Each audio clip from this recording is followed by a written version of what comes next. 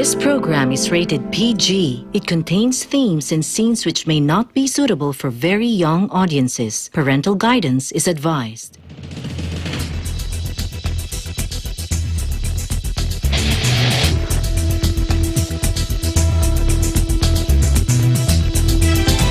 We're working to connect a region of over 600 cultural bridges between our lands.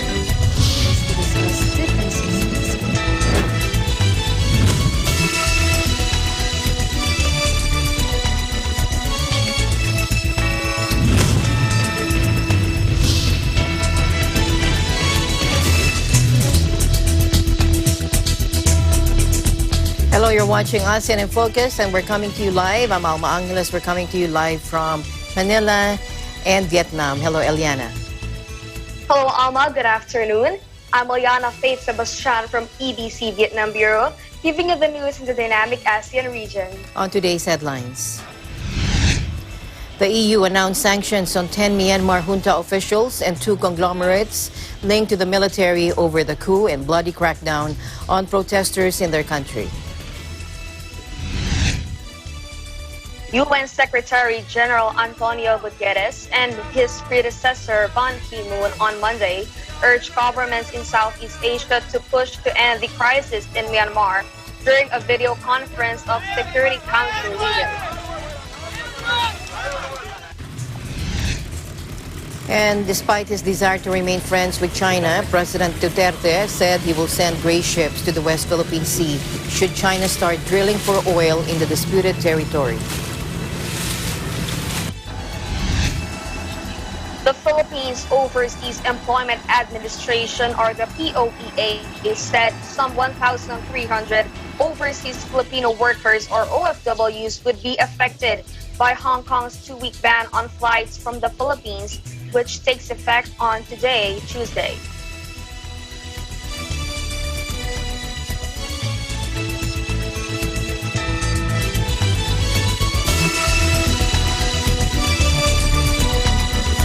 First, UN Secretary General Antonio Guterres and his predecessor Ban Ki-moon urged governments in Southeast Asia to push to end the crisis in Myanmar. This was during a video conference of Security Council leaders. Take a look. Today, ASEAN's role is more crucial than ever as the region faces an urgent crisis in Myanmar. I've repeatedly called on the international community to work collectively and through bilateral channels to help bring an end to the violence and repression by the military. United Nations cooperation with ASEAN in this regard is vital.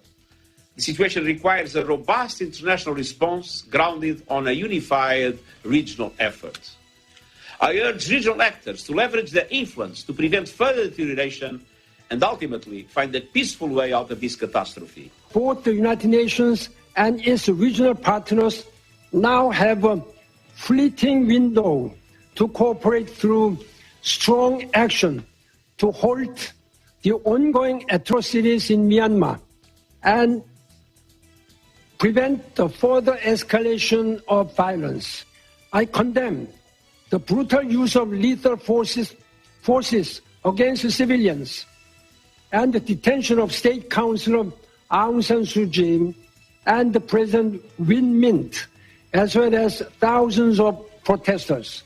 The worsening situation in Myanmar represents a pivotal moment to showcase the utility of cooperation between the UN and its regional partners in maintaining peace and security and saving human lives. On ASEAN's part, we have called on all parties concerned to seek a peaceful solution and pursue constructive dialogue, reconciliation, and the return to normalcy in accordance with the will and interests of the people of Myanmar. ASEAN is ready to assist Myanmar, including through the good offices of the Chair of ASEAN and the Secretary General of ASEAN, in a positive, peaceful, and constructive manner. Junta leader Min Aung Hlaing is expected to join the ASEAN summit, his first official overseas trip since the February coup that ousted civilian leader Aung San Suu Kyi. The army has moved to quell mass protests against its rule, killing at least 730 people, according to a local monitoring group.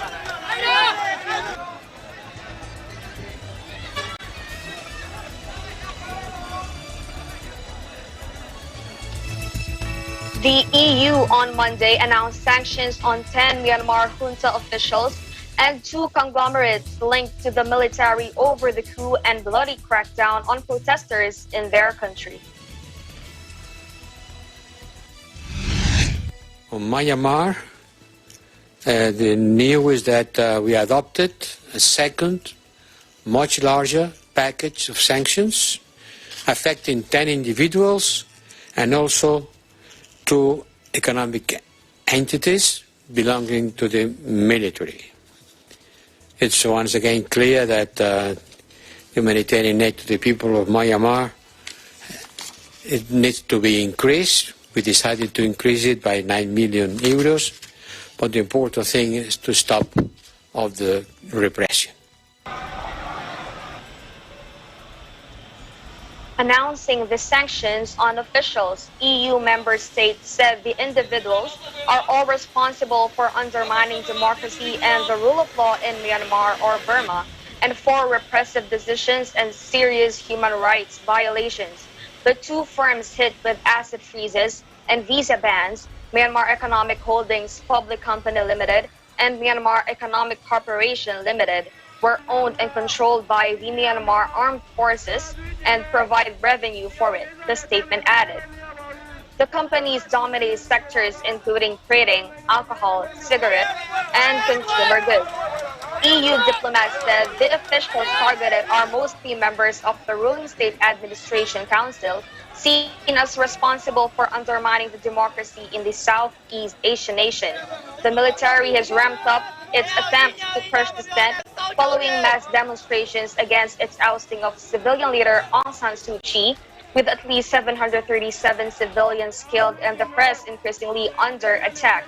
International pressure has been steadily building on the junta, although it has so far appeared to ignore all condemnation.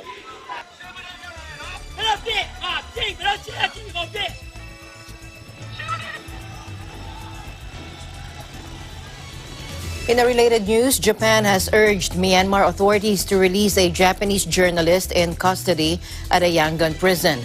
One of at least 65 reporters arrested during the junta's crackdown on anti-coup protests. The military has ramped up its attempts to crush dissent following mass demonstrations against its ousting of civilian leader Aung San Suu Kyi, with at least more than 730 civilians killed and the press increasingly under attack. Freelance reporter Yuki Kitazumi was detained on Sunday, and a Japanese embassy spokesman confirmed that he was transferred overnight from a police watch house to the insane prison. Kitazumi has not been charged yet, and diplomats are seeking permission to visit him in jail. The spokesman told AFP this on Monday. Insane is notorious for holding political prisoners. We are asking Myanmar for the person's early release, and we will do our utmost to protect the Japanese national. That according to Japanese government spokesman Katsunobu Kato. And he said as far as reasons for his arrest and detention, the Japanese embassy is working to learn those details. This is the second time Kitazumi has been detained since the coup. In February, he was beaten up and briefly held in custody during a crackdown on protesters, but was later released. The press has been caught in the junta's crackdown as the military attempts to tighten control over the flow of information, throttling internet access and revoking the licenses of 5 local media outlets. At least 34 journalists and photographers remain in custody across Myanmar, according to monitoring group reporting ASEAN.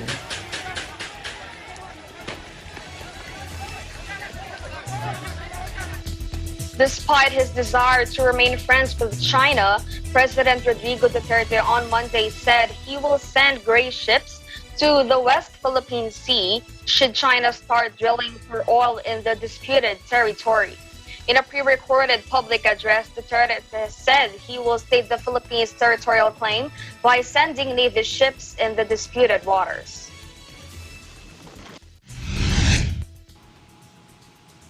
Addressing myself to the Chinese government. We want to remain friends. We want to share whatever it is. Sinabi ko naman sa inyo sa Chinese government, I'm not so much interested now in fishing. I don't think there's enough fish really to worry about. But when we start to mine, when we start to get whatever it is in the bowels of the China Sea sa ating oil, diyan na ako. But by that time, I will send my ships there. I will send my gray ships there to state a claim. Yan masiguro ninyo. Pag kinuha na yung oil, kung anong mga nickel dyan, precious stones, that would be the time, because that is the time that we should act on it. You know the cost of war. And if we go there, and really to find out and to assert jurisdiction, it would be bloody. It would result in a violence that we cannot maybe win. Ang problema nito, we have always,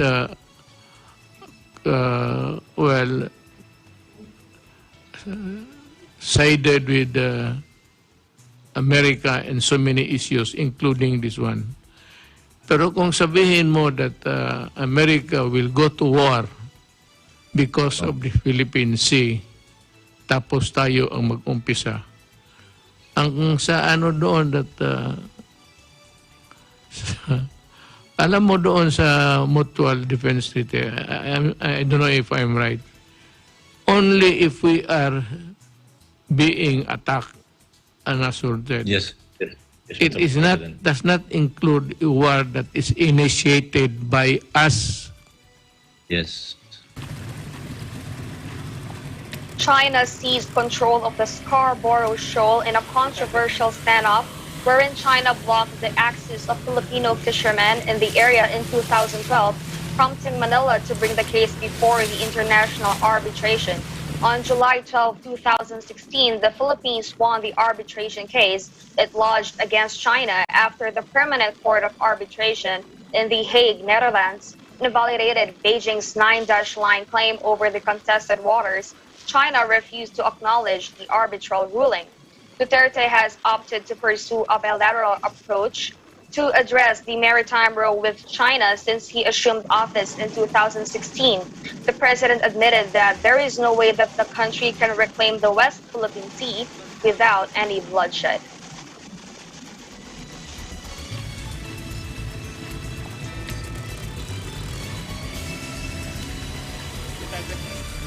Staying in the Philippines, at least one person was killed as a powerful typhoon skirted the country Monday, dumping heavy rains that flooded dozens of villages and forced tens of thousands to leave their homes.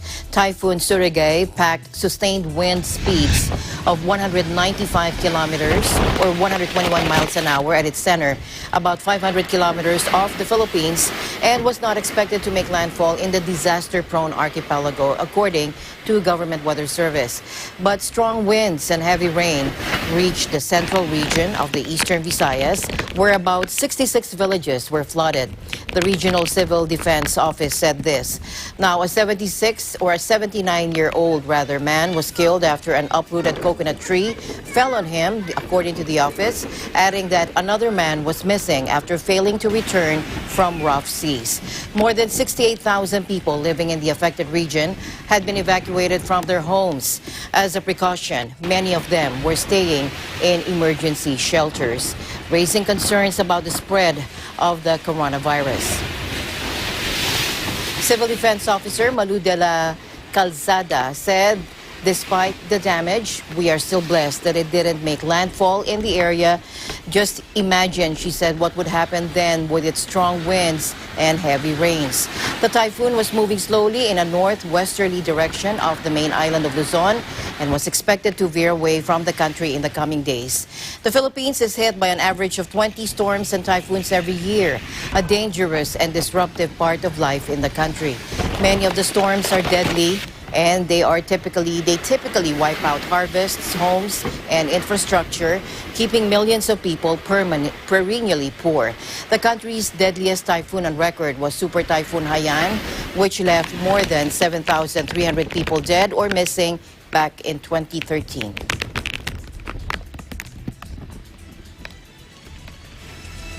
Iranian Foreign Minister Mohammad Javad Zarif visits Indonesia and has a meeting with his Indonesian counterpart, Retno Marsudi, in the capital, Jakarta.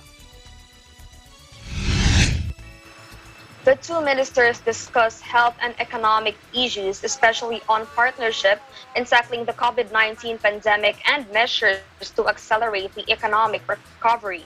According to the Islamic Republic News Agency, Zarif voiced Tehran's readiness to continue with talks with Jakarta on the preferential tariff agreement.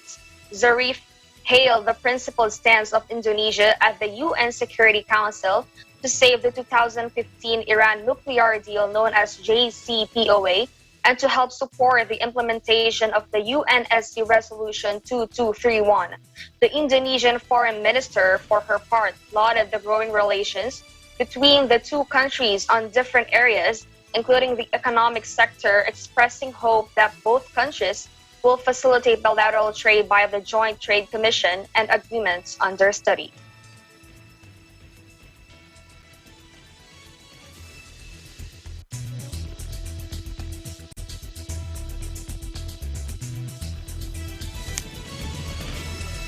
And the news continues here on ASEAN in Focus. Eliane and I will be back right after this short break.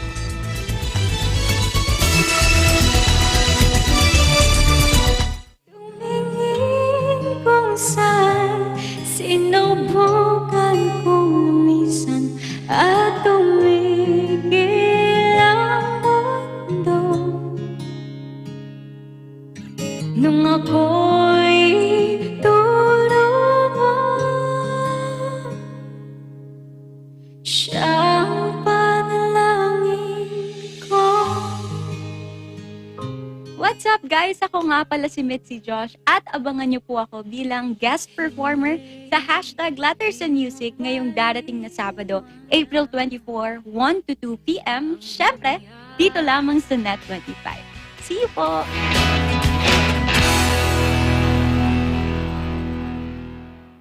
Hey there, Arnie Aquino here at Hatley Castle, one of the filming locations for the X-Men series. Don't forget to tune in to Digital Nest only on Net 25.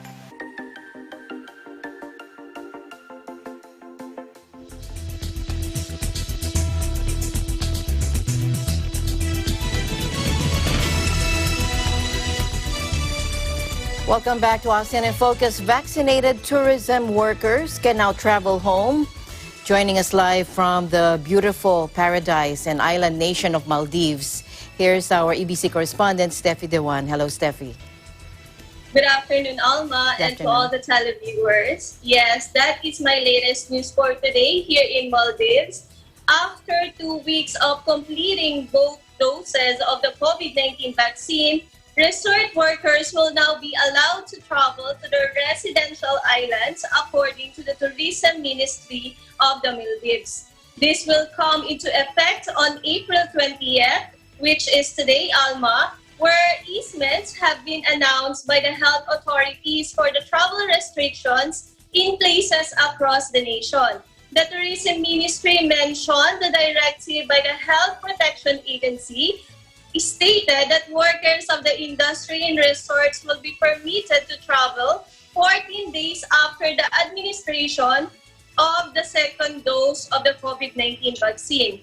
The Tourism Minister of Dr. Abdullah Mausum hailed the easements before thanking the hard work of resort workers, where a large percentage of resort workers here in Maldives have received vaccinations against COVID-19. A directive issued by the HPA and signed by the Director General of Public Health Maimura Abubakuru, stating that quarantine was now no longer mandatory if the destination in an island where more than 60% of the entire eligible population had received vaccines against COVID-19. The directive also read that individuals who have received both doses of the vaccine can travel without quarantine after 2 weeks of receiving the second dose to the islands, where the percentage of vaccination is above 60%. However, the directive also stated that a negative PCR test result was only required if the percentage of positive cases was above 5 from the islands where the individuals is traveling from. And that's my quick update from Maldives. Back to you, Alma. All right. Thank you very much, Steffi, for your updates there. And we look forward to more updates as we follow this developing pandemic situation from around the world. Thank you, Steffi. Stay safe. Yes, Alma. Thank you so much. Stay safe also. And reporting live from Maldives, this is Steffi Di Juan, and we live in interesting times.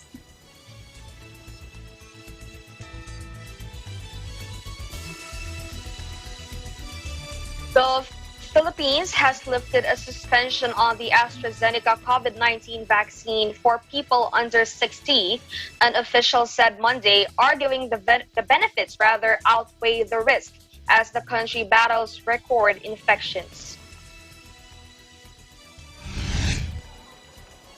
Several countries suspended use of the drug after it was linked to rare but serious blood clotting.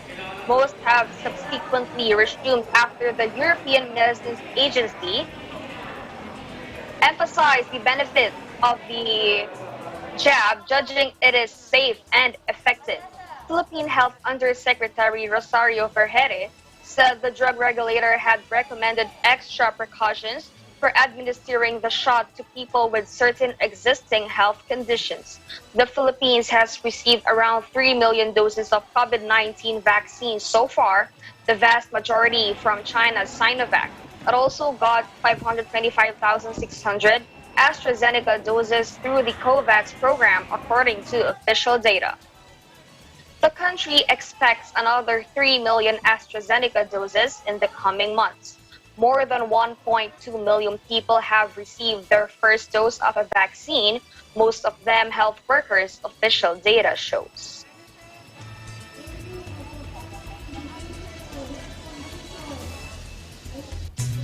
Meanwhile, the World Health Organization representative to the Philippines, Dr. Rabindra Abeyasenghe, lauded the Philippine government's efforts, the government's national vaccination program, which gave priority to vaccinating our health workers. Let's listen in.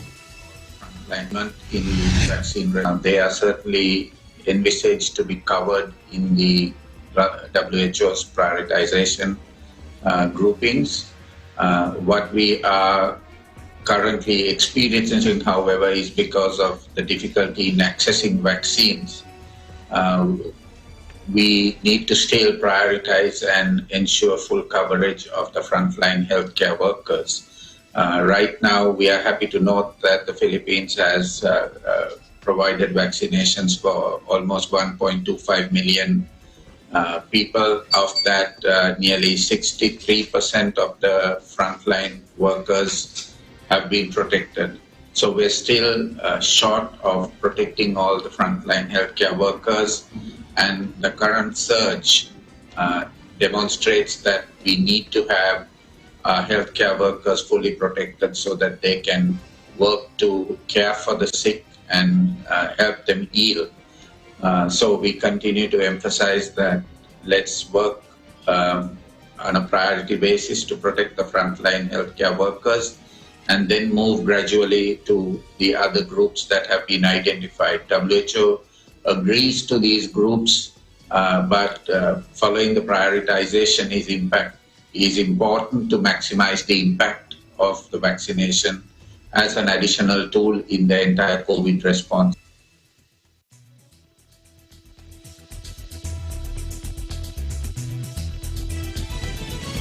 Health Undersecretary Maria Rosario Vergere clarified that the RT-PCR test is still effective in detecting the COVID-19 virus amid concerns in an article regarding the variant discovered in France, which is more difficult allegedly to be detected by a standard test.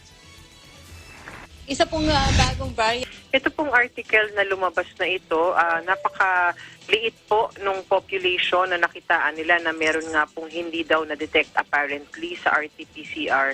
Pero ito naman po ay pinabulaanan din ng mga experts coming from Johns Hopkins at saka Stanford at iba pa hong mga credible institutions. Nang sinasabi nila, ang RT-PCR not only uses the S gene, meron hong iba't ibang genes na ginagamit for us to detect the virus. So, yun pong nakita nila, nag-fail dun sa S gene ba ho o kung ano pang gene yung ginamit. Pero dun ho sa ibang genes ay hindi naman daw po nakita yung ganyang pagbabago. So, ibig sabihin, bottom line would be, pag-aaralan pa ho, ang sinasabi ho ng mga eksperto all over the world, because of these variants, ito po ay isang bagay na kailangan pag-aralan ng lahat ng gumagawa ng diagnostic testing because baka sakali in the future, ito ay maka-apekto sa testing. But for now, ang sinasabi nila, itong RT-PCR testing natin is still very effective to detect the virus. Last month, the French Ministry of Health issued a statement about the mutation that was only detected through genomic sequencing. In their test, 8 of 79 COVID-19 patients initially tested negative for the coronavirus using the gold standard PCR test. OCTA fellow Dr. Guido David pushed for a 14-day isolation or even longer to prevent or curb the spread of the virus.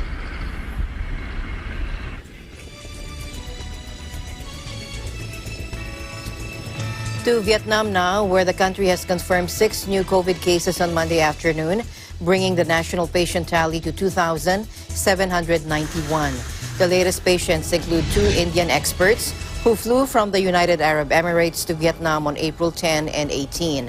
One of them is being treated at the National Hospital for Tropical Diseases in Hanoi's Dong An district, and the other is being treated at Su Chi Field Hospital in Ho Chi Minh City. Meanwhile, 4 of the Vietnamese patients were repatriated from Japan, 1 the Republic of Korea, 1 in the U.S., 1 too, and the rest returned to Vietnam via the MOC or Moc Bai International Border Gate in the southern province of Tay Ninh.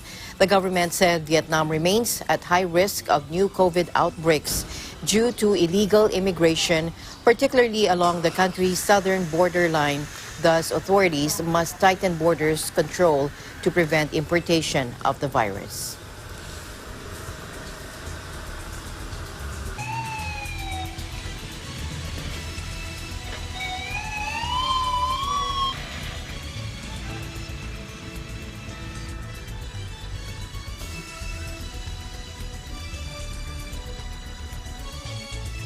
ASEAN in Focus will be back after a short break.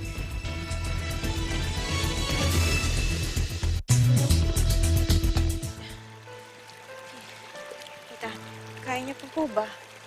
Kakayanin ko. Kailangan mahanap natin ng ano. Sige. Tanda na po.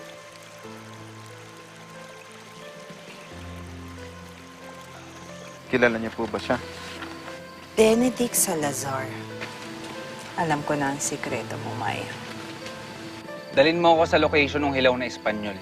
Nag-hire na ako, boss. Nagagawa niya para sa'yo. Ako na mismo gagawa ng trabaho para sigurado tapos. Parang may bisita eh. Tago ka. Huwag kang gagalaw dyan.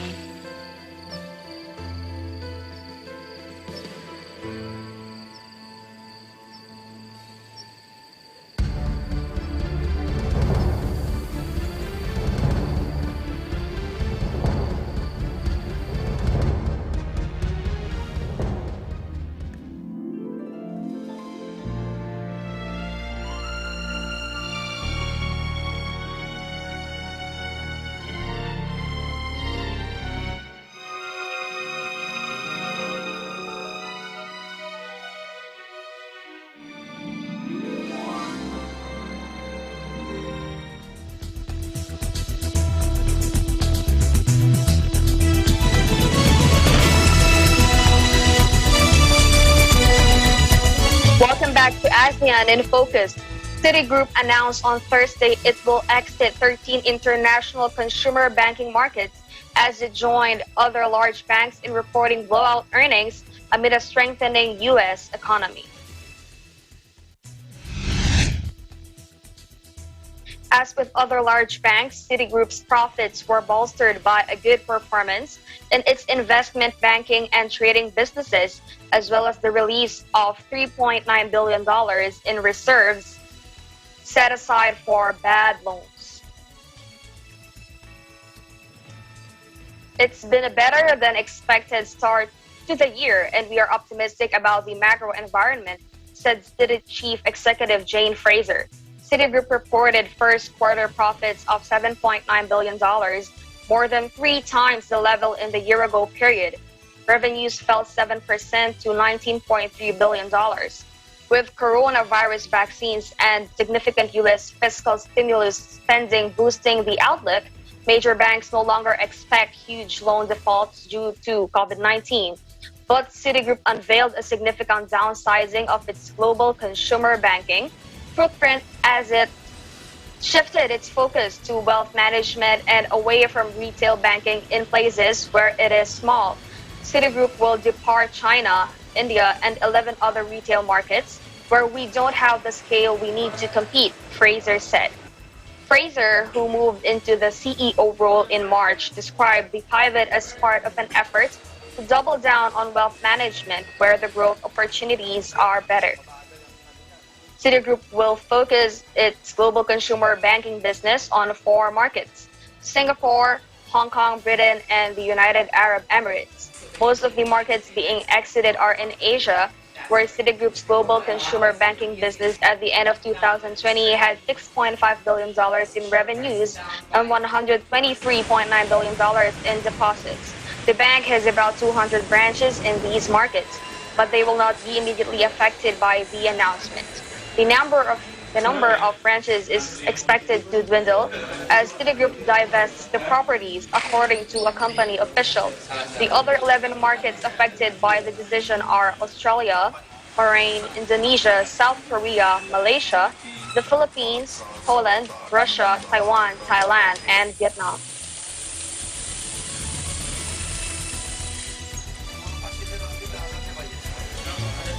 AirAsia Philippines is looking to tap more e-wallet service providers to allow more payment options to its passengers. Spokesperson Steve Dailisan told the Philippine News Agency that they will definitely tap other e-wallets to make sure that guests can get the most out of their travel and lifestyle experience. The carrier recently partnered with Mint, the operator of GCash. Dailisan said the partnership started in February, but only offline payments were facilitated previously. Now, the difference, he said, is that online payments via GCash can now also be facilitated. Dailisan said it's made available online so that more guests can have access to it. At the same time, this forms part of AirAsia's greater push for digitalization, and he said they want their guests to experience convenience and contactless transactions in view of the present health situation.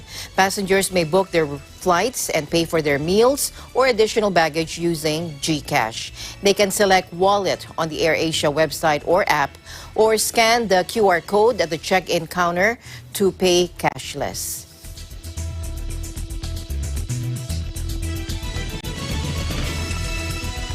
Some 1,300 overseas Filipino workers, or OFWs, would be affected by Hong Kong's 2-week ban on flights from the Philippines, which takes effect on Tuesday, the Philippines Overseas Employment Administration, or POEA, said Monday. The Hong Kong government has announced that it will suspend flights originating from India, Pakistan, and the Philippines. The city put in place new restrictions on April 14, banning all flights from locations where 5 or more passengers test positive with the N501Y mutant virus strains over a period of 7 days. The current ban on 3 countries is retrospectively applied. POEA Chief Bernard Olalia, however, assured that the temporary travel ban imposed by the Chinese semi-autonomous region will not stop them from continuously processing the documents of applicants. At the same time, Olalia reported that prior to the pandemic, the country is sending 13,000 OFWs to Hong Kong every month and more or less 168,000 annually. Alalia said Hong Kong is the fourth top destination for OFWs, next to Saudi Arabia, United Arab Emirates, and Singapore. Reports said Hong Kong will ban flights from the Philippines, India, and Pakistan for 14 days starting April 20.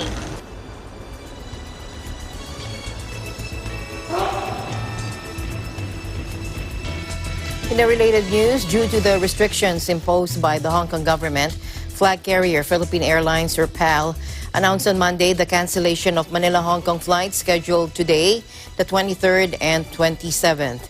In an advisory, PAL said Manila-Hong Kong flights will operate as all cargo charters. However, it said flights from Hong Kong bound for Manila scheduled on those days will push through. PAL said flights 300, 301, Manila-Hong Kong Manila scheduled on April 21, 22, 24, 26, and 28 to 30 were already canceled earlier due to the arrival restrictions at the Ninoy Aquino International Airport, capped at 1,500 arriving international passengers daily. Affected passengers may refund their tickets, convert them to a travel voucher, or opt for unlimited rebooking with no rebooking fee until December 31. Hong Kong has banned flights from the Philippines, India, and Pakistan for 2 weeks beginning April 20 today due to the detection of the N501Y mutant coronavirus strain. Temporary restriction was imposed on the three countries after there had been multiple imported cases carrying the strain into Hong Kong in the past 14 days.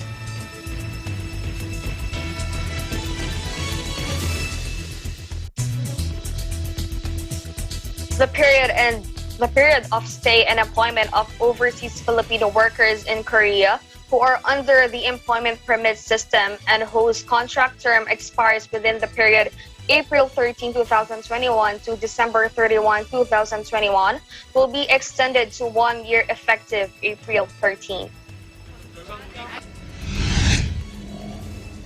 In a report to Labor Secretary Sylvester Bello III, Labor Attaché Maya Valderrama of the Philippine Overseas Labor Office in Korea cited the recent issuance from Korea's Ministry of Employment and Labor and the Ministry of Justice on the relevant amendment to the Act on Employment of Foreign Workers, which extends the stay of foreign workers given the prevailing condition brought about by the COVID-19 pandemic.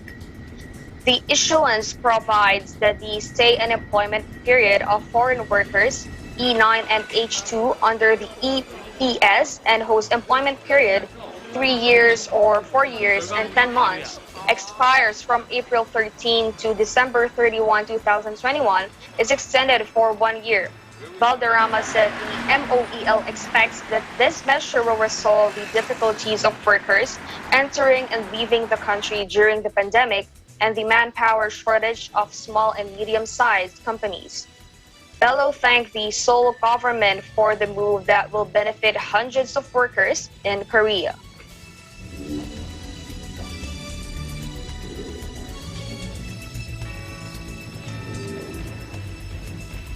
In other news, the Philippine government's planned benchmark euro-denominated senior unsecured notes have been assigned a BBB+ rating by S&P Global Ratings. The rating is the same as S&P's rating for the Philippine economy, which in turn has a stable outlook. The credit rater said, quote, "The notes represent direct, general, unconditional, unsecured, and unsubordinated obligations of the sovereign and rank equally with the sovereign's other unsecured and unsubordinated debt obligations." Information from the U.S. Securities and Exchange Commission, or SEC, showed that the planned debt offering involves 4-year and/or 12-year and/or 20-year euro-denominated U.S. SEC registered senior unsecured benchmark bond.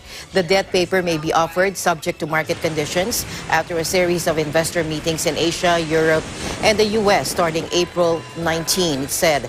It also said that the Philippine government has appointed BNP Paribas, Credit Suisse, Goldman Sachs, JP Morgan, Nomura, and Standard Chartered Bank as lead managers and joint book runners for the proposed offering. The planned offering follows the Philippine government's $2.75 billion 10-year and 25-year U.S. dollar denominated bond issuance last December.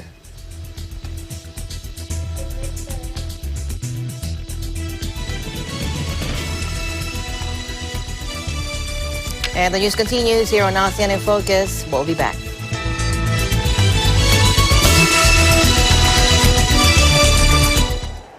Innovation, digital disruption, globalization. Startups, micro, small, and medium enterprises, as well as large corporations, all face interesting challenges in the market today. Peek into the world of exciting opportunities and partnerships to drive growth with the latest business news and information. We are open for business. Your weekly dose of entrepreneurial inspiration to update you on the latest developments in the world of business.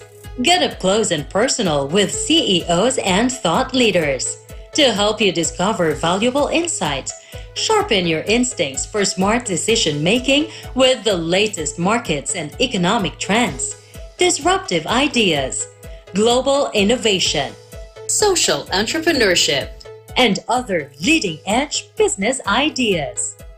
Join the conversations to create a more vibrant environment for entrepreneurship. Catch Open for Business, from vision to action.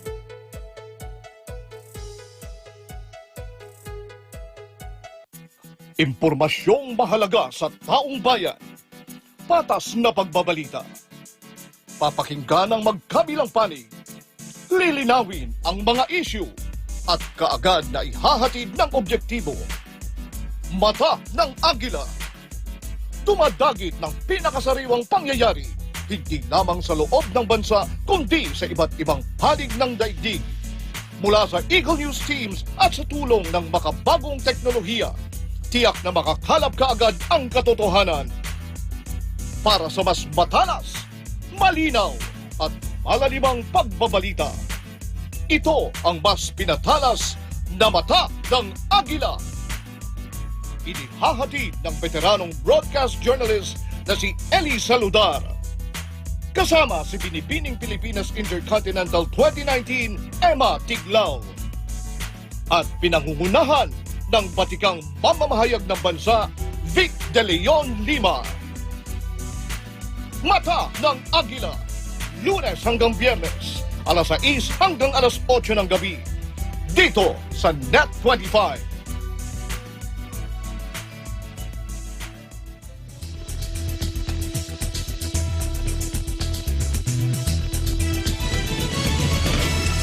Welcome back to the program. Ensuring equitable access to COVID-19 vaccines is more critical than ever to address the evolving pandemic. If some parts of the world eliminate the virus while it spreads widely in other areas, we all run the risk of stronger strains evolving. We're only safe when everyone is safe. Here's a video from the World Health Organization.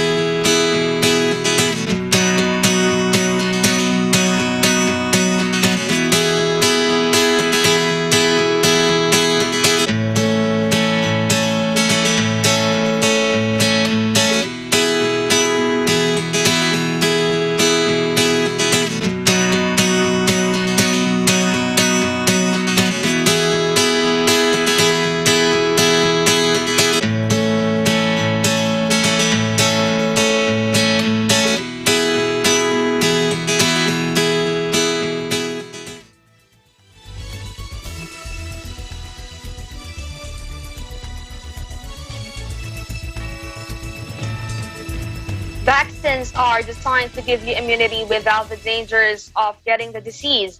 It's common to experience some mild to moderate side effects when receiving vaccinations. This is because your immune system instructs your body to increase blood flow so more immune cells can circulate, and it raises your body temperature to kill the virus. Here's a video from the World Health Organization.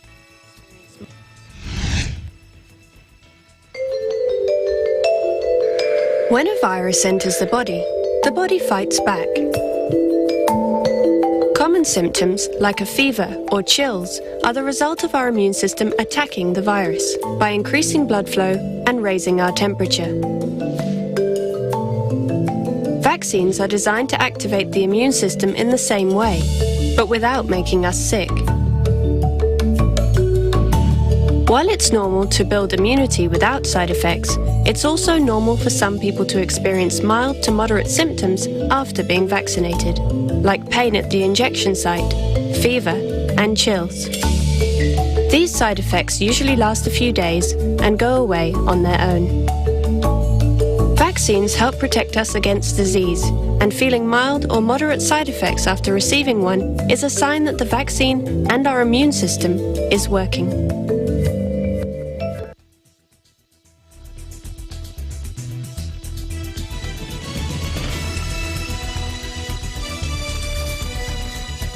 Have you received your vaccine yet? Not yet, Alma. Not yet. Same here, but we will soon. Thank you very much for keeping me company today, Aliana. Thank you. Keep safe. Thank you so much, Alma. Keep safe too. And that is the latest news in the Southeast Asian nations. Stay updated about the ASEAN region. I'm Oyana Faith Sebastian from EBC Vietnam Bureau, and we live in interesting times. We'll see you back tomorrow. This is Alma Angeles, and we live in interesting times.